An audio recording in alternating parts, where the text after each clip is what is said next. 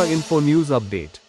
খোয়াই মহকুমা শাসকের নিকট হোলাহালি আশারামবাড়ি কেন্দ্রে এবং রামচন্দ্র ঘাট কেন্দ্রের মথা দলের মনোনীত প্রার্থীদের মনোনয়নপত্র দাখিল করতে এসে বিধায়ক রঞ্জিত দেববর্মা প্রতিক্রিয়া দিলেন। আমরা নমিনেশনে যতগুলো লোক আছে আমরা বলতেছি না আমরা কত মার্জিনে জিতবো সেটা নিয়ে হ্যাঁ আমরা কত মার্জিনে জিতবো সেটাই আমরা এখন চিন্তা ভাবনা করছি। আমাদের দুইজন প্রার্থী আমাদের ৬-৭ ডিভিশনে, একজন প্রস্মিত দেববর্মা আর একজন জেমস দেববর্মা রামচন্দ্রঘাট থেকে, উনি আশ্রাম বাড়ি থেকে আমাদের প্রতিদ্বন্দ্বী আর কি। মূলত লড়াই করছেন কিসের উপর ভিত্তি করে?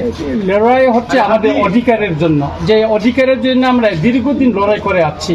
সেজন্য অধিকারের জন্য আমাদের এখানে শীতের মানে কোনো প্রশ্নই আসে না। আমাদের অধিকারের জন্য আমরা লড়াই করব, আমরা কম্প্রোমাইজ করছি না। বুবাগেরা প্রথম থেকে যেটা বলে যাচ্ছে যে আমরা আমাদের অধিকার নিয়ে কারোর সঙ্গে কম্প্রোমাইজ করব না, সেটাই আমরা প্রমাণ করেছি।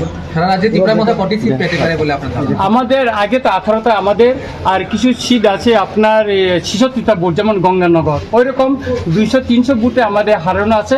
আমাদের ধারণা আমরা 24 বা 25টা পেতে পারি সারা ত্রিপুরা যে হাওয়া চলছে।